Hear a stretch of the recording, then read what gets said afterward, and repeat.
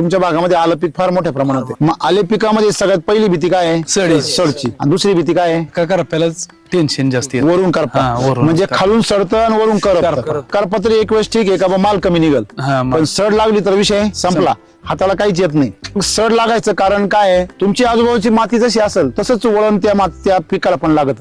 तुम्ही त्याच्या म्हणजे लावणार आहे त्याला, मग तुम्ही त्या पिकाला दोष दिला पाहिजे का मातीला?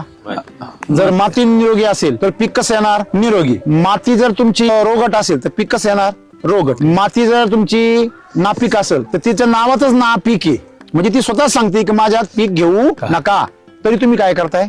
पीक घेत. ते तुमचे बँक बॅलन्स सुद्धा नापत्ता करून टाकणार. मग तुमच्या बँक बॅलन्स मध्ये ना पैसा होणार. मग हेच शेतकऱ्याला कळत नाही. आज तुम्ही पहिलं मातीवर काम करताय.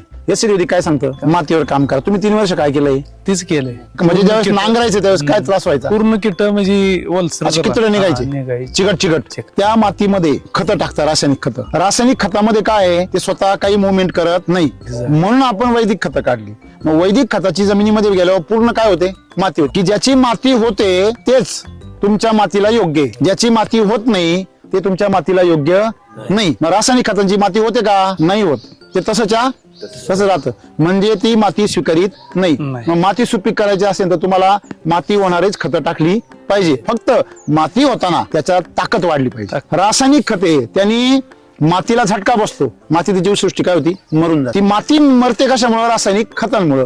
मग माती मेल्यावर मग नंतर 2 नंबर कोणाचा लागतो? पिकाचा. मग आम्ही माती सजीव केली पाहिजे का पीक पहिलं केलं पाहिजे? माती सजीव करण्यासाठी लोक काय करता? जीवाणूच्या स्लऱ्या करता, गांडूळ खत टाकता. तुम्ही जीवाणूच्या स्लऱ्या टाकल्या. जमिनीमध्ये जीवाणू का नाहीये? कारण त्यांना काही खायला नाही. त्या स्लऱ्या टाकल्या पाहिजे की त्या जीवाणूला खायला टाकलं पाहिजे? लोक काय टाकताय?